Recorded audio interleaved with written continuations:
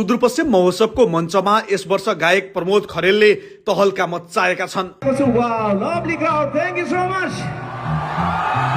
पहिलो पटक आफ्नो प्रमोद एन्ड परम्परा ब्यान्ड सहित महोत्सव पुगेका खरेलले स्टेज चढेको केही मिनेटमै पुरै मैदानलाई उत्साह, रोमाञ्च र भावनाले भरिदिए। खरेलले एकपछि अर्को हिट गीत सुनाउँदा दर्शकहरू मोबाइलको फ्ल्यास बालेर झुमिरहेका थिए। उनको ऊर्जा, स्वर र स्टेज प्रस्तुति हेर्न हजारौंको भिड खुलेआम मैदानमा बाक्लै उभिएको थियो। जोसिला गीतले दर्शकलाई नाच्न बाध्य बनाउँदै महोत्सवको वातावरण झनै तातियो।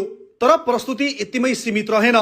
खरेलको केही सिरियस र भावनात्मक गीत गाउँदा माहौल एकाएक मौन र भावुक बन्यो। कतिपय दर्शकका आँखामा आँसु झरे, कतिले हात जोडेर गीतमा लागेको फिललाई सम्मान जनाए। दर्शकको हुटिङ तालीले स्टेज कापिरहेकै बेला ब्यान्डका सदस्यहरूसँगको उनको तालमेल पनि प्रशंसनीय देखियो। पहिलो पटक सुदूरपश्चिम महोत्सवमा ब्यान्ड सहितको उपस्थिति भए पनि खरेलले स्टेजलाई आफ्नै घर जस्तो बनाइदिए। जति दर्शक र समर्थक स्टेजमा थिए उनीहरू भनिरहेका थिए, यस वर्षको महोत्सव प्रमोद खरेलले सम्झन लायक बनाइदिए। उनको आवाज, प्रस्तुति र दर्शकप्रतिको आदरले कार्यक्रमलाई एकदमै सोल्ड आउट भाइब दिएको बताइन्छ।